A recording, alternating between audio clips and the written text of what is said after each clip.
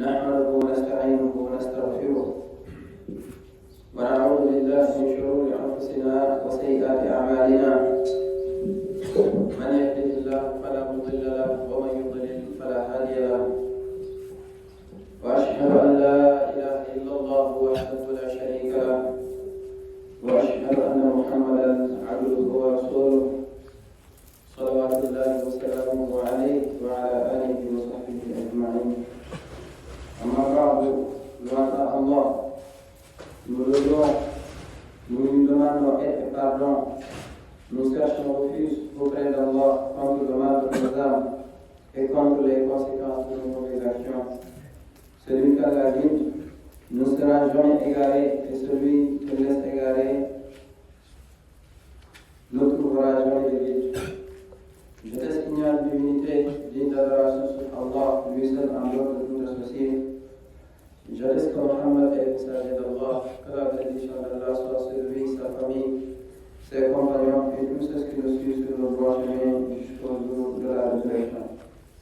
Chers fidèles, parmi les vertus qui apportent le bonheur à ceux qui les cultivent, tant dans ce bas monde que dans l'au-delà, figure la chasteté.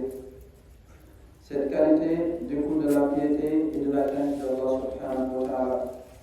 L'individu se livre à un combat intérieur pour l'acquérir, invoquant son Seigneur avec sincérité jusqu'à ce qu'elle devienne l'une de ses nobles caractéristiques. Le Coran est l'exemple du prophète sallallahu alayhi wa sallam insiste sur l'importance et sur les merveilleuses conséquences qu'elle apporte à ceux qui la pratiquent. Dans un monde où les déviations sont communes et où les tentations se multiplient, il est impératif pour chaque musulman de réfléchir sur la conduite à adopter pour se préserver de ces fléaux et éviter les pièges des désirs illicites. La chasteté dans ce combat constitue une arme précieuse et un soutien pour rester ferme et digne face à ces tentations. La chasteté est la maîtrise des passions et des impulsions de l'âme, visant à éviter tout ce qui la corrompt et l'éloigne de la proximité d'Allah subhanahu wa ta'ala. Le Coran a été révélé pour purifier la moralité et ordonner la chasteté aux croyants. Allah subhanahu wa ta'ala dit قل للمؤمنين يغضوا من أبصارهم ويحفظوا فروجهم ذلك أزكى لهم والله إن الله خبير بما يصنعون وقل للمؤمنات يغضضن من أبصارهن ويحفظن فروجهن ولا يبدين زينتهن إلا ما ظهر منها وليضربن بخمرهن على جيوبهن ولا يبدين زينتهن إلا لبعولتهن أو آبائهن أو آباء بعولتهن أو أبنائهن أو أبناء بعولتهن أو إخوانهن أو بني إخوانهن أو بني أخواتهن أو نسائهن أو ما ملكت أيمانهن أو التابعين غير أولي الإربة من الرجال. Dis aux croyants de baisser le regard et de garder leur chasteté, c'est plus pur pour eux. Allah est certes parfaitement informé de ce qu'ils font. Et dis aux croyants de baisser le regard, de garder leur chasteté et de ne montrer de leurs atouts que ce qui en pareil, et qu'elles rabattent leur voile sur leur poitrine.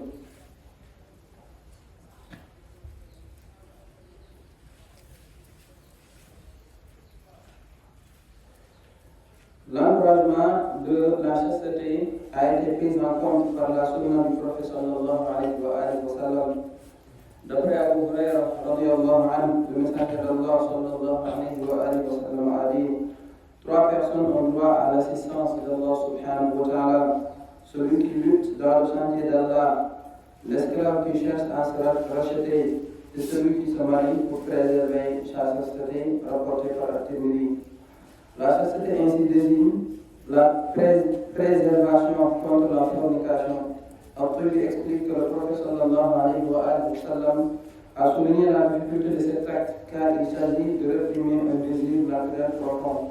Sans l'aide d'Allah subhanahu wa ta'ala, il serait impossible de rester chaste.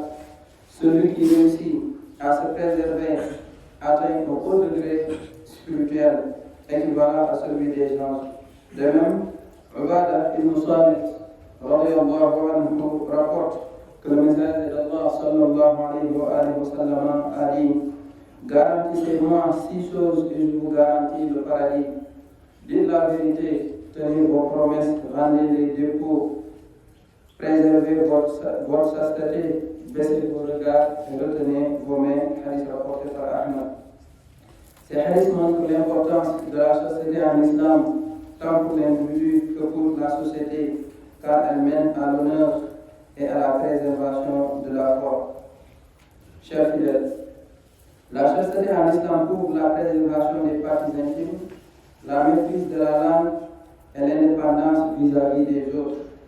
Elle guide l'individu vers une vie vertueuse, honorable et conforme aux principes divins. Les moyens prescrits par Allah pour préserver la chasteté. Allah subhanahu wa ta'ala dit dans le Coran et dans la sunna du prophète sallallahu alayhi wa sallam, on peut retenir des éléments qui peuvent permettre d'être chaste et de faire face aux tentations. Parmi ces éléments, nous avons baissé le regard, s'éloigner des lieux de tentation et de doute, augmenter les jeûnes, s'occuper des choses bénéfiques, fréquenter les gens vertueux. أقول ما تسمعون وأستغفر الله لي ولكم ولسائر المسلمين فاستغفروه إنه هو الغفور الرحيم.